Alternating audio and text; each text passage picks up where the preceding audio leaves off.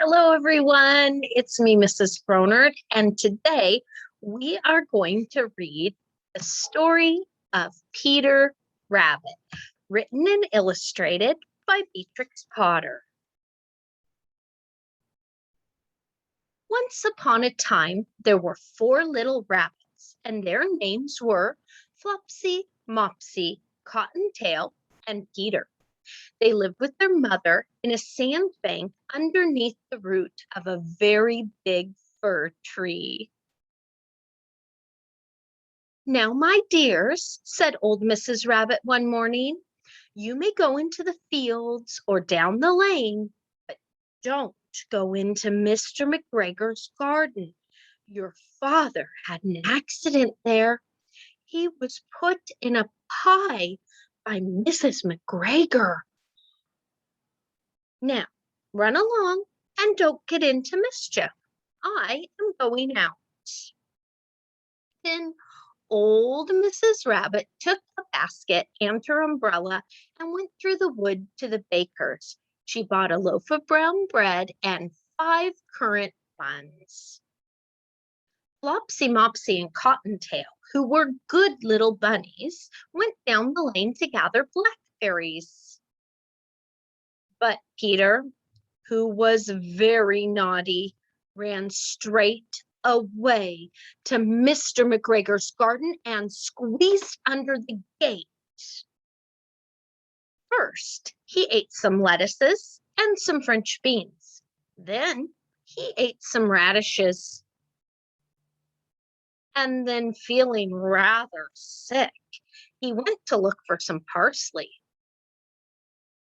But round the end of a cucumber frame, whom should he meet but Mr. McGregor. Mr. McGregor was on his hands and knees planting out young cabbages, but he jumped up and ran after Peter, waving a rake and calling out, "Stop, thief!" Peter was most dreadfully frightened. He rushed all over the garden, for he had forgotten the way back to the gate. He lost one of his shoes among the cabbages and the other shoe amongst the potatoes. After losing them, he ran on 4 legs and went faster, so that I think he might have got away altogether if he had not unfortunately run into a gooseberry net and got caught by the large buttons on his jacket. It was a blue jacket with brass buttons, quite new. Peter gave himself up for lost and shed big tears. But his sobs were overheard by some friendly sparrows who flew to him in great excitement and implored him to exert himself. Mr. McGregor came up with a sieve, which he intended to pop on top of Peter, but Peter wriggled out just in time, leaving his jacket behind him, and rushed into the tool shed and jumped into a can. It would have been a beautiful thing to hide in if it had not had so much water in it. Mr. McGregor was quite sure that Peter was somewhere in the tool shed, perhaps hidden underneath a flower pot. He began to turn them over carefully, looking under each. Presently, Peter sneezed. Ka-choo! Mr. McGregor was after him in no time and tried to put his foot upon Peter, who jumped out of a window, upsetting 3 plants. The window was too small for Mr. McGregor, and he was tired of running after Peter.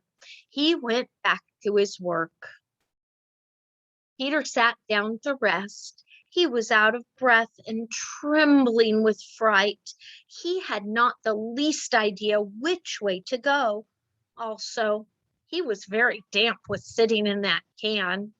After a time, he began to wander about, going lippity-lippity, not very fast, and looking all round.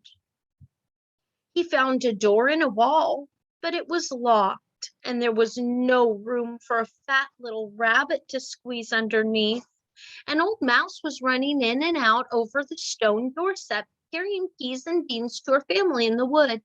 Peter asked her the way to the gate, but she had such a large pea in her mouth that she could not answer. She only shook her head at him.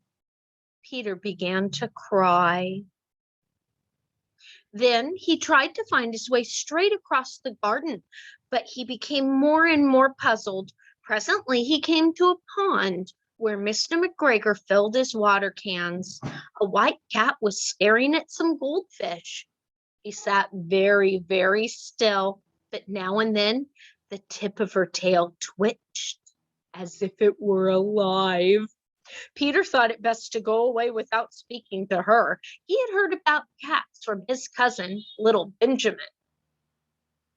He went back towards the tool shed, but suddenly, quite close to him, he heard the noise of a hoe. Scritch, scritch, scratch, scratch, scritch.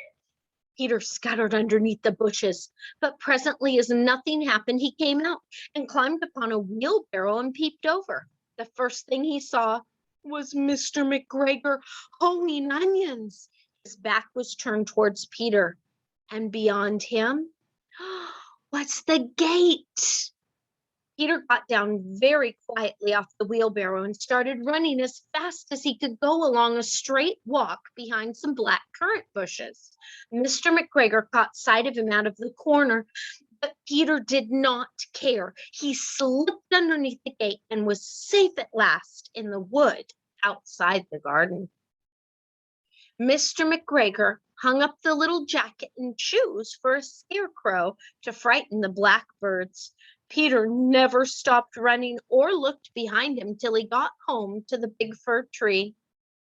He was so tired that he flopped down upon the nice soft sand on the floor of the rabbit hole and shut his eyes.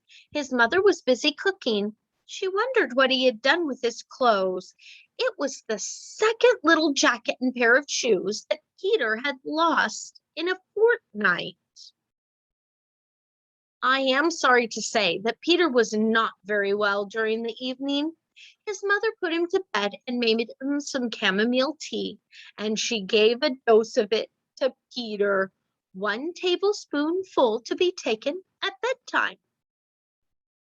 But Flopsy, Mopsy, and Cottontail had bread and milk and blackberries for supper. The end. Well, I certainly hope you enjoyed that story today, and I hope you don't behave like Peter and you listen to your mother and don't go into gardens that don't belong to you. I hope to see you again very soon.